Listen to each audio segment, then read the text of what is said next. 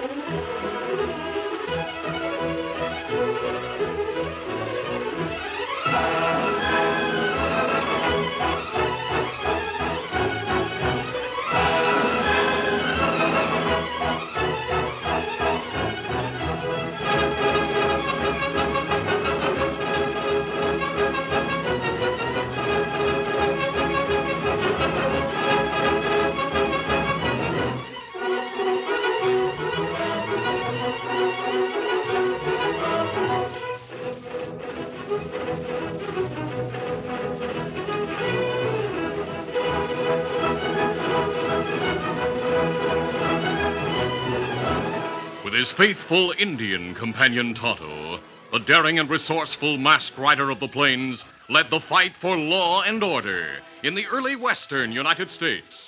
Nowhere in the pages of history can one find a greater champion of justice. Return with us now to those thrilling days of yesteryear. From out of the past come the thundering hoofbeats of the great horse Silver. The Lone Ranger rides again. Come on, Silver. Let's go, big fella. I'll Silver. Away!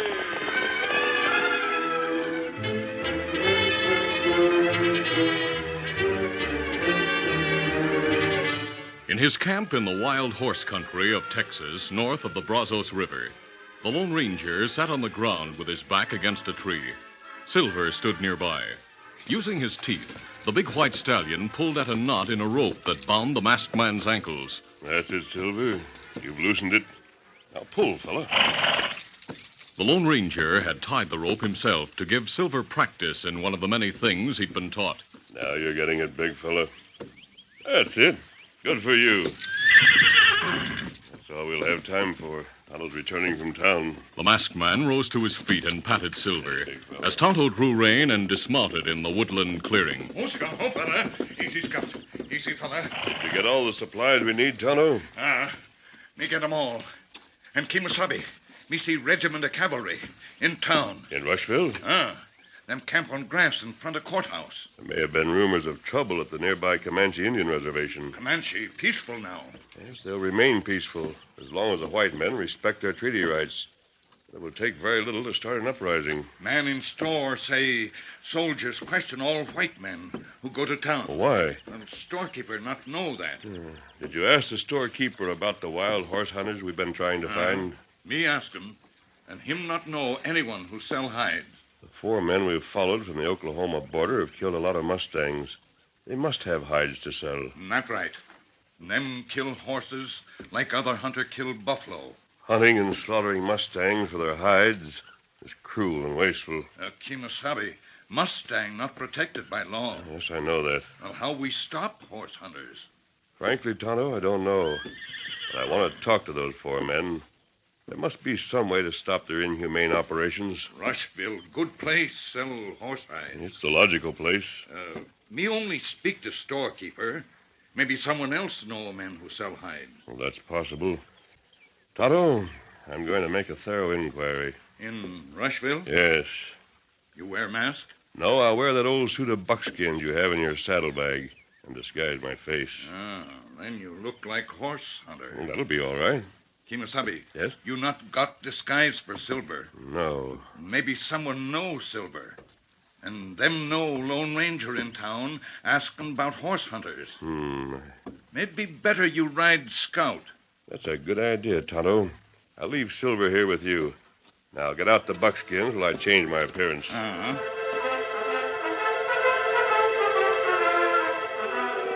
A short time later, the Lone Ranger, disguised as a hunter and riding Tonto's paint horse, rode toward Rushville, Texas, the only important trading center between the Comanche Reservation and the Brazos River. As he neared a group of soldiers and Indians standing in front of one of the tents pitched on the courthouse lawn, a uniformed man held up one hand and called, Rein in, mister. Oh, Scout. Oh. Dismount, please. Easy, Scout, easy. Why are you stopping me? Captain Bates wishes to speak to you.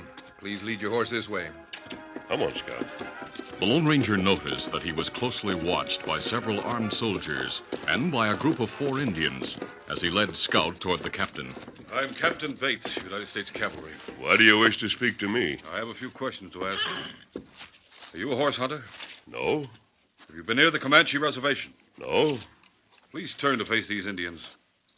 I want Chief Quanah and his men to look at you. Very well. Chief Quanah, ask your people if this man was in the group that shot the Comanche boy. Como Tulesu? They say no. All right, sir. You're free to go.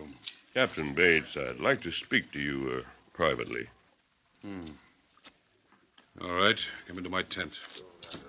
Leaving Scout at ground hitch, the Lone Ranger followed the captain into a large headquarters tent. Now you may speak freely. What is it? First, I'd like to identify myself. Here is a military pass. How did you get such a pass? Did you... Why, this pass is issued to the Lone Ranger. Yes, Captain. You've always been described to me as wearing a mask and riding a white stallion called Silver. I left Silver in camp when I'm wearing a disguise in the hope of getting information about wild horse hunters who are operating in this area. Horse hunters. That's what I'm looking for. Well, that's what I thought when you questioned me. Why are you looking for them? I'd like to convince them that it's cruel and unnecessary to kill horses for their hides when they can be broken and put to useful work. If those men are found, they'll kill no more horses. Oh? They raided a Mustang herd on the Comanche Reservation. And in doing so, they shot and wounded a Comanche boy. So that's why you wanted the Indians to look at me. Yes. Those men must be found and punished. Otherwise, Chief Quanah and his people may go on the warpath. That would be a disaster for the whole Southwest. Right. Is the chief sure the horse hunters shot the boy? The men with him witnessed the shooting. Oh? When did it take place? Yesterday. I see. The boy was trying to capture a Mustang to break and ride. The hide hunters didn't want him to scare the herd, which was inside the reservation, so they deliberately shot him. I don't blame the Comanches for being angry. I've been trying to reason with the chief, but he insists that I catch the outlaws. I have only half a troop at my command. I can't watch the Indians and search for the horse killers at the same time. I'd like to help you. Do you have any information about the horse killers? Yes. They've been identified by detailed descriptions the Indians gave us. Hack Morris is the leader. Oh. 3 members of the Yarrow clan are with him. They're Rube and Nick Yarrow, who are brothers, and a cousin named Poke Yarrow. I've heard of Hack Morris. He was a close friend of a killer Tonto and I helped capture. I'll be grateful for any help you'll give us. But time is short. I'll try to keep the chief in town for a day or so. I'll report to you as soon as possible, Captain Bates.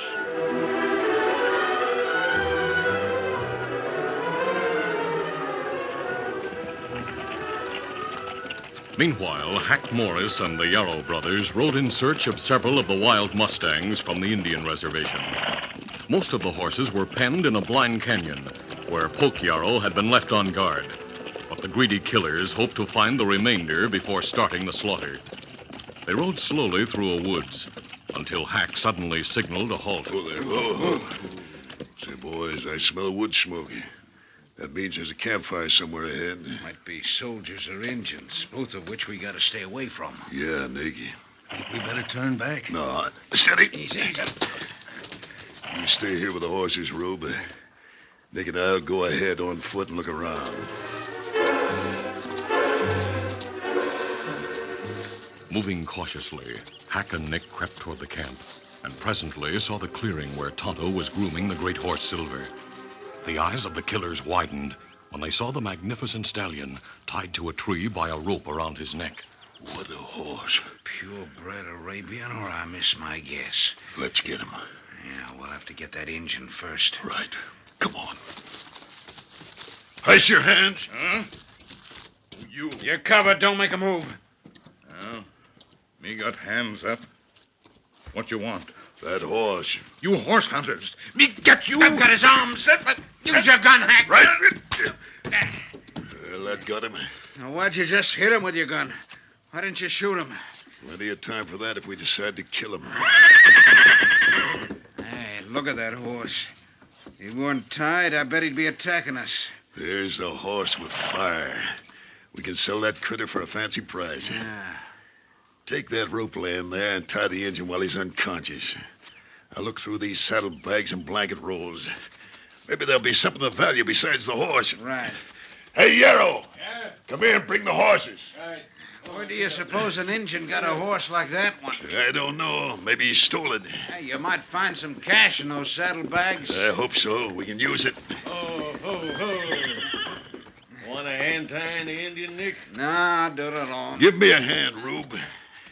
We'll see what's in these saddlebags. Hey, mighty fine saddlebags. These cost a plenty. Yeah, so the saddle and bridle. Here's a couple of horseshoes. I reckon the Indian thought a blacksmith could Hey, make Rube. Look at these shoes. Do they look like iron? No. They're not iron. What are they made of? You'll think I'm loco, Hack. But I'd say they're made of silver. Yeah, that's what I thought. What's that about silver? We found some silver horseshoes in one of these saddlebags. Silver? Hey, those should be worth money. What else is there? Yeah, I'm looking. Here's some cartridges. What size? 45s. We can use those. Yeah, but Rube, look at them. Don't they look like they're made of some metal, just like the horseshoes? They do. You mean to say you found some silver cartridges? Yeah. Let me see them. Have you finished tying the Indian? Yeah, he's hog-tied and gagged. Is he still unconscious? Yeah. Here are the cartridges, Nick. Wouldn't you say they're made of silver? Yeah, they sure look like And it. here are the horseshoes. Hey, boys, I've got it. What's that? Huh? I know who owns this horse. He's a man who uses silver bullets, rides a horse called Silver, and travels with an Indian pal. The Lone Ranger. Yeah. That engine on the ground is Tonto. And this is the horse named Silver. Now, we gotta have this horse. What about the engine? Should we drill him? I've got a better idea. We'll take him with us. Why? He might come in handy in case we have to make a deal. If the Lone Ranger gets close enough to us to make any trouble, we'll let him know that the life of his pal Tonto depends on our freedom. Good idea. Hold the engine as hostage. Now, let's get that horse. Hey, looks like he'll fight. We'll put 3 ropes on him. Easy there. Up there. As the 3 horse killers mounted their horses and shook their lariats into loops, Silver sensed their intentions and whirled in his tracks, looking for a way of escape. But he was tethered to a tree. Throw, Hack. You're closest. Here goes. I got a loop on him. Feeling the rope on his neck, Silver reared and trumpeted in fury. Hold him. There, I've got rope on him. So have I. Held by 3 tight lariats tied to the saddles of 3 strong horses that knew their work and braced their legs, Silver fought vainly to free himself. He bucked, reared on his hind legs, and threshed the air with his forefeet while he screamed with fury. Keep your ropes tight. I'll cut him loose from the tree. Yeah, we'll have trouble getting this horse to our corral in the canyon. I don't see how we can do it if one of us has to carry that redskin. Never mind the redskin. Leave him there. Let's move the horse. Get him. Get up there. Get up. He's not budging. Look at him fighting the rope. If need be, our horses will drag him. Now all pull together.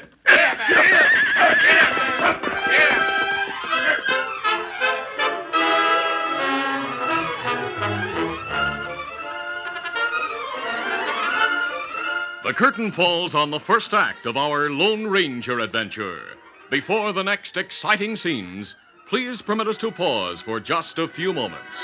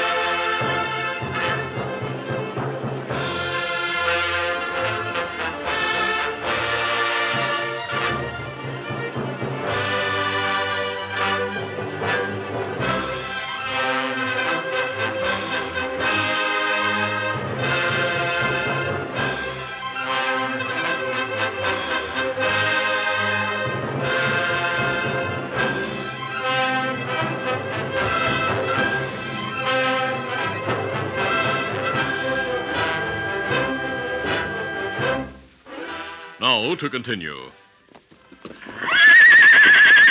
With 3 ropes pulling on his neck, Silver was forced to accompany his captors. But he fought every inch of the way, tearing up the sod and leaving a telltale trail. The 3 riders and their mounts were almost exhausted when they reached the box canyon with Silver. Hack yelled, Hey, Poke! Let down the bars so we can get this critter in. Right, Hank. Poke Yarrow, who had been left behind to watch the penned Mustangs, ran to the fence that closed the mouth of the blind canyon. The fence consisted of horizontal rails, tied 4 high, to stout posts driven firmly into the ground. Just a minute, fellas. Untying the bars in the middle section of the fence, Poke lowered them to the ground. He waved his hat at the frightened Mustangs inside the fence. Get back, you ornery critters. Then he drove the milling herd farther back by firing a gun into the air. Now bring the critter in. Get it back. Get along, you white varmint. Get. I'll take your hide off with this whip.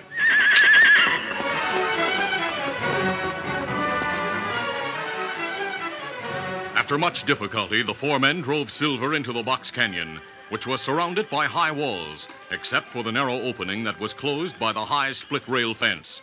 The horse killers cut their ropes, rather than risk their lives by going near enough to the infuriated stallion to loosen the loops.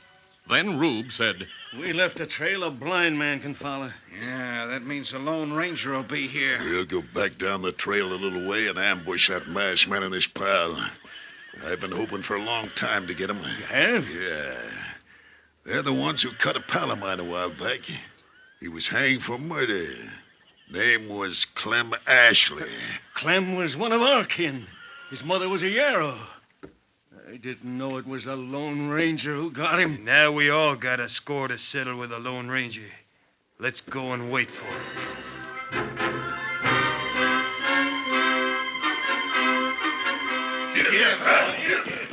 Silver, who had been standing at the edge of the wild horse herd, trembling with rage, became quiet when his captors rode away.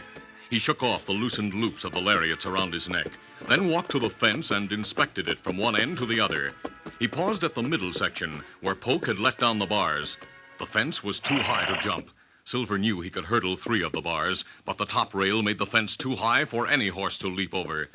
The stallion lifted his head, and out of his deep chest came a call for the man he loved and trusted. Silver pricked up his ears as his call woke echoes in the canyon, but no answer came back from his master. The wild horses who had been watching him in wonder nickered uneasily.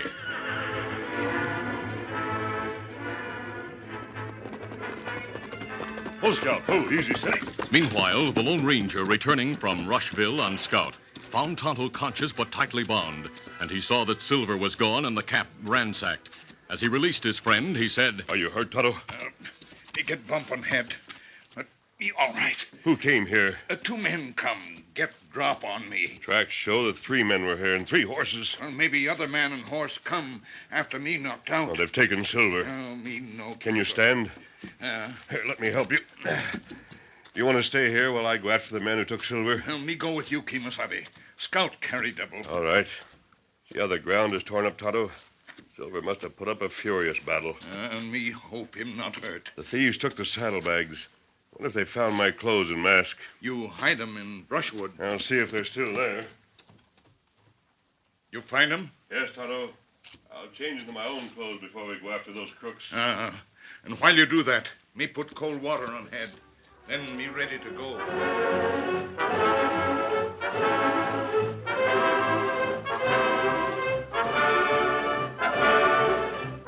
In a few minutes, the Lone Ranger, once more wearing his own clothes and mask, stood beside the paint horse Scout. Tonto dried his face and said, Kimasabi, me ride behind saddle. All right, easy, Scout, easy, fella. Come on. Me ready. Come on, Scout.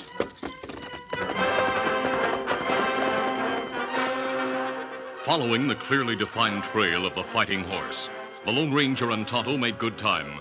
The sun was still above the buttes on the western horizon when the hoof marks led them into a maze of canyons and arroyos. All around were possible hiding places for enemies, but the masked man and Indian threw caution to the wind, hoping to find Silver before darkness obscured the trail. Their course took them around a bend, and then they sighted the fenced-in mouth of the open canyon several hundred yards ahead. Look, Kimasabi. wild horse pen. Silver's inside the fence. We'll dismount here. Oh, Scout. Oh. Easy, Scout. Easy. Me not see anyone round. Easy, Scout. Easy. No, but I think... reach you two. Reach him or fill me the lead. You're covered from both sides. A quick glance told the Lone Ranger and Tonto that 4 Winchester rifles were aimed at them from hiding places behind rocks. They lifted their hands. All right, Pook. You get their shooting iron. Right. At that moment, Silver nuzzled a rope that held one end of the fence's top rail to a supporting post. It was tied with the same kind of knot the Lone Ranger used in training the big stallion. A gleam of awakened memory showed in Silver's eyes. He gripped one loop of the knot in his strong teeth and started tugging.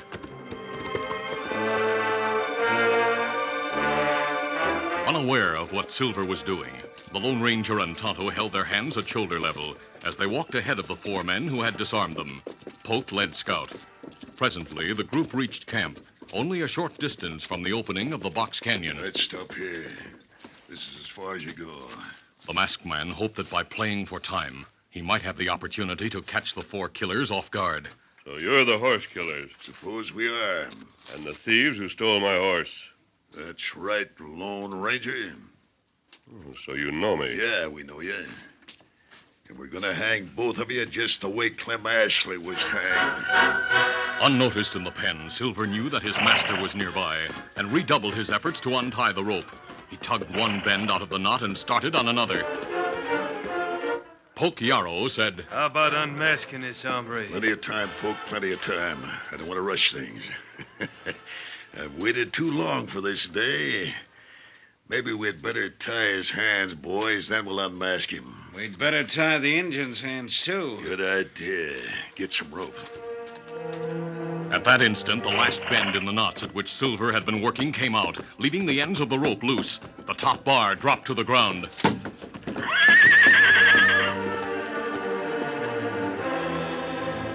Silver's wild trumpeting startled the hide hunters. Poke, who had picked up a rope to tie the Lone Ranger's hands, looked toward the pen as Hack shouted, Hey, look! The top bar's down. How did that happen? I don't know, but go put it up pronto. Look, the stallion's jumping over the fence. Come on, Silver! Adam Scout! In the split second when all 4 killers were looking toward the pen, the Lone Ranger charged at Poke. Come on, Tonto! Poke staggered back from a blow to the stomach while Tonto leaped at Nick. Me take gun! Scout reared high and flailed with his front hoofs at Hack and Rube. Look out, Rube! Scout's hoof struck Rube, knocking him unconscious. Poke had dropped his rifle, but now he drew his pistol. I'll kill you! An instant before he fired, he was struck by the charging Silver. The Lone Ranger leaped toward Nick, who struggled with Tonto. I'll take care of this one. As Nick went down from the masked man's sledgehammer blow to the chin, the masked man picked up a gun and turned toward Hack, who was aiming at Tonto. The bullet smashed the killer's arm, and Hack's shot went wild. I'm ready for anyone else who wants gunplay. No, don't shoot. I'm hurt from that horse hitting me. Don't shoot. Get his gun. Now hold your fire. I'm helpless. My arm's busted. Then stand back and keep your good arm high. Cover them, Tonto, while I disarm the 2 who are knocked out. All right, Silver, old fella.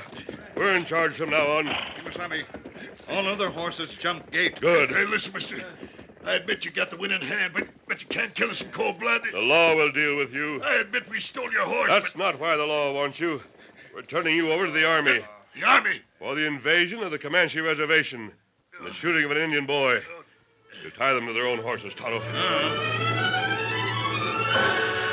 Several hours later in Rushville, all efforts of the captain to prolong the talks with the Indians had broken down. Chief Quanah, standing beside his Mustang on the courthouse lawn, took the braids out of his hair, then tied a knot in his pony's tail.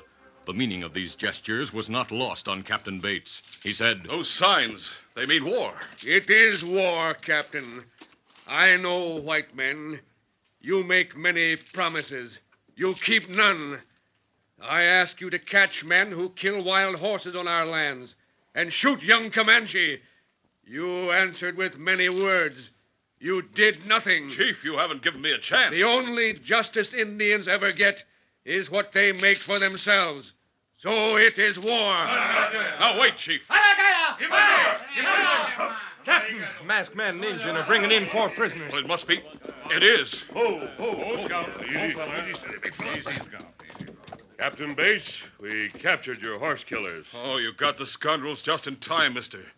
Chief Quanah, Are those prisoners the men who shot the Indian boy? Kuma, Tulesu Meta. My people say they are the men. I told you they'd be captured. Now I promise you they'll be punished. Do you believe me? I believe you. You keep your word once, you will keep it again. Turning to his pony, Chief Quanah took the knot out of its tail. There will be peace between us. I have spoken. Good. Now tell us how you got the gang, mister. The Lone Ranger quickly told about the capture of the horse killers. Then Captain Bates said, We're indebted to you. You did a lot for the West. Captain Bates, the credit should go to Silver. Now let's ride on, Tonto. Adios, friend. Goodbye, Adios. Silver. Easy, steady, big fella. Come on, Silver! Captain, who is the man who wears the mask? Chief Quanah, he is the friend and protector of good people and animals. And he's the enemy of all that is bad in the West. He's the Lone Ranger.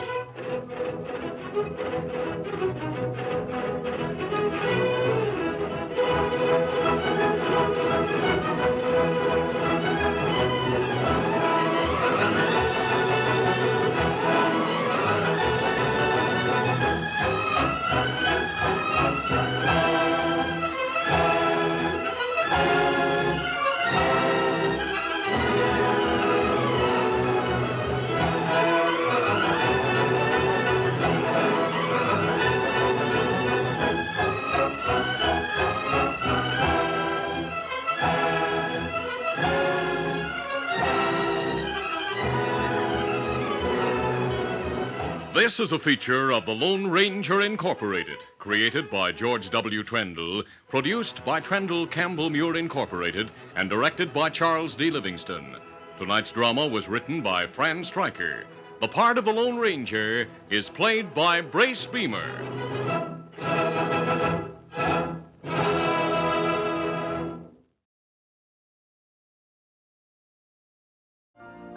You've been listening to the OTR Gold Network.